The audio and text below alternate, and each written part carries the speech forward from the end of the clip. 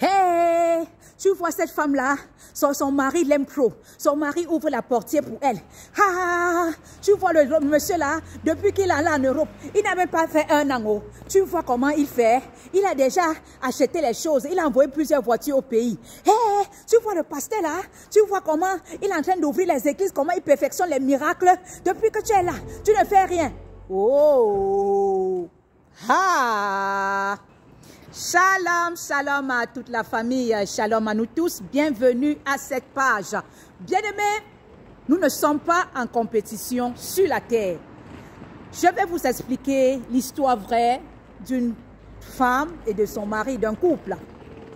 Le monsieur, chaque fois qu'il allait dans l'assemblée, il avait toujours, quand il arrivait, il ouvrait toujours la portière de la voiture afin que sa femme puisse sortir. Et les femmes de cette assemblée commençaient à être jalouses du fait de voir chaque fois lorsque l'homme arrive, il ouvre la portière pour que sa femme puisse sortir de la voiture. Elles ont commencé à faire des problèmes, des palabres avec leur mari à la maison. Et ça avait tellement s'aimer la dizaine, ça commençait à se mettre beaucoup de problèmes. Et un jour, elles sont allées voir cette femme pour lui dire, mais on ne comprend pas ce qui se passe. Comment ton mari peut bien t'aimer comme ça? Qu'est-ce que tu fais? La femme leur dit, non, malheureusement, nous n'avons pas de moyens financiers. La voiture est en panne depuis. Cette portière ne fonctionne pas. C'est pour ça qu'il est obligé d'ouvrir la portière. La deuxième histoire, j'ai eu un frère que j'ai rencontré ici. Je causais avec lui, je l'évangélisais.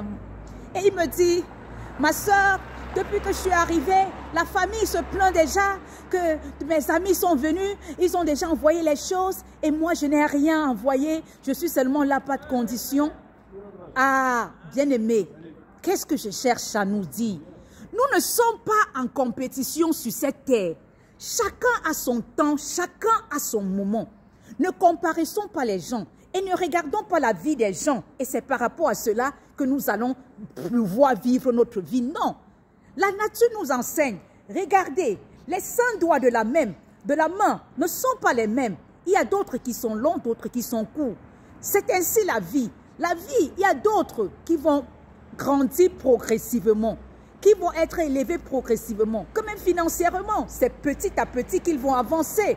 Et il y a d'autres même qui vont rester au petit niveau. Si tout le monde est grand, qui pourra servir le petit? Oui, chacun a quelque chose en lui. Le Seigneur n'a envoyé personne vide sur la terre. Nous avons tous quelque chose. Mais chacun aura son moment d'avancer. Ne nous comparaissons pas aux autres. Ne nous regardons pas comment les autres font. Soit on veut cricher pour faire la même chose. Parfois, on n'est même pas dans le même appel. Chacun a son appel. Chacun a comment il va fonctionner. Chacun a son orientation. Acceptons-nous tels que nous sommes. Si le Seigneur a permis que tu puisses être à ce niveau, accepte-le. Si le Seigneur a permis que tu puisses avoir un mari et qu'il n'a même pas la voiture, vous êtes avec le vélo, ou vous êtes même à pied, accepte. Le moment viendra où ça pourra changer, même si ça ne change pas. Le matériel va passer. Tout ça, c'est vanité des vanités. Le plus important sur la terre, c'est d'avoir le Seigneur. Le Seigneur, afin de nous préparer pour les noces de l'agneau. Ne nous comparaissons pas aux autres, ne regardons pas les autres. Oui, l'autre a eu telle chose, si tu n'as pas, ça fait quoi? Le Seigneur ne peut pas t'abandonner, il n'abandonne jamais son enfant. Il a dit dans le livre de Psaume, David l'a dit, que j'ai été jeune, j'ai grandi, j'ai vieilli, le juste n'a jamais mendié son pain. Oui, bien-aimé, si tu es enfant de Dieu, tu ne pourras jamais mendier ton pain. Tu peux traverser des épreuves, des difficultés, mais ça passera car tu as un Dieu qui pourvoit. Tu as un Dieu qui est le pourvoyeur. Tout va passer. Ne regarde pas autour de toi, ne regarde pas ce que les autres ont. Non, ne regarde pas. Il y a des personnes que nous avons grandi avec eux, qui nous ont plutôt laissés, qui sont déjà morts. Et d'autres, ils n'ont pas assez de moyens, mais ils doivent s'accepter tels qu'ils sont. D'autres qui sont tellement riches. C'est le Seigneur qui l'a voulu, c'est une grâce. Acceptons-nous tels que nous sommes. Plus tu t'acceptes tel que tu es, plus tu mènes une vie chrétienne victorieuse, plus tu grandis, plus tu évolues, parce que tu ne regardes pas autour de toi pour voir comment telle chose. Et la valeur d'un homme, ce n'est pas au matériel qu'on mesure la valeur d'un homme, non. Le matériel, c'est rien, bien-aimé. Le matériel, tout ça passera. C'est seulement la parole de Dieu qui ne passe pas. C'est seulement le Seigneur qui ne doit pas passer. Grandis dans le Seigneur, médite. lis la parole. Aie des moments d'intimité avec le Seigneur. Et tu n'auras même pas le temps de regarder ces choses pour te comparer. Tel est comme ceci, tel est comme cela. Non. Non, mon frère, non, ma soeur. Et vous, les parents, cessez de comparer les enfants aux autres. Tel enfant a fait ceci, tel enfant a fait telle chose à sa mère, a fait telle chose à ses parents. Regarde-toi, tu ne parviens pas à faire. Mais non, l'enfant peut se battre, mais le Seigneur ne le permet pas d'avoir comme l'autre. Chacun a son instant, chacun a son moment, chacun a son temps. Donc laissez chacun avancer comme le Seigneur veut qu'il avance. Laissez chacun avancer comme le Seigneur qui veut qu'il avance, bien-aimé, je répète cela. Pour que nous puissions bien comprendre, ne nous comparaissons pas, on n'est pas en compétition. Ce que le Seigneur t'a donné, remercie-le, continue dans ses voies. Ne te dis pas non, ceci est petit. Non, remercie le Seigneur, car c'est par grâce que tu as même ces choses-là. Il y a d'autres qui n'en ont pas. Remercions le Seigneur chaque fois. Il y a des personnes dont ton sujet de prière, c'est des choses que eux, ils n'ont même plus besoin. Il y a des personnes également que ce que tu as et que tu simplifies, c'est l'un de ces sujets de prière. Donc, ils prient à tout prix pour avoir cela. Ah oui. Chaque fois qu'il est dans la prière, c'est pour avoir ce que tu as, tu simplifies là.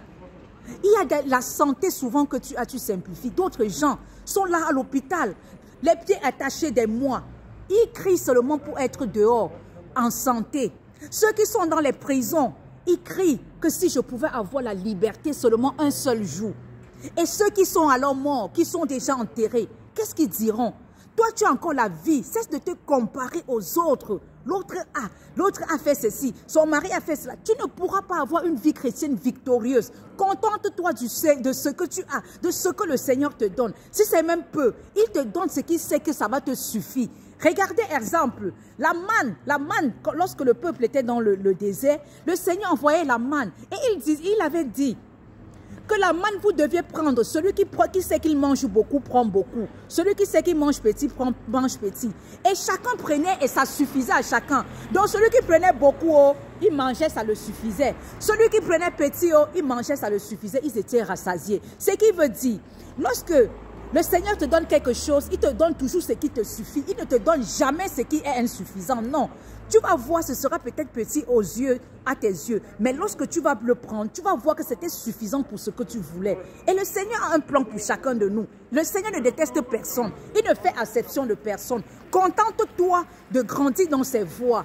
Et au fur et à mesure que tu avances avec lui, tu verras sa gloire, tu verras sa manifestation. Cesse de te comparer. C'est la comparaison qui amène souvent les gens à ne même pas souvent grandir dans le Seigneur. Parce qu'ils sont toujours là en train de ruminer, en train de parler.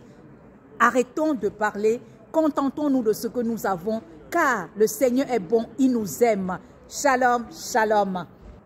Bien-aimé, si tu n'as pas cet homme dans ta vie, le Seigneur Jésus-Christ, celui-là qui a donné sa vie à la croix de Golgotha pour toi, il faut le recevoir dans ta vie. Il faut chercher à savoir qui il est et grandir dans la voie, grandir dans ses voies, afin d'être transformé au travers du Saint-Esprit. Reçois le Seigneur, celui-là qui est mort et qui est ressuscité, pour que tu aies la vie. Shalom.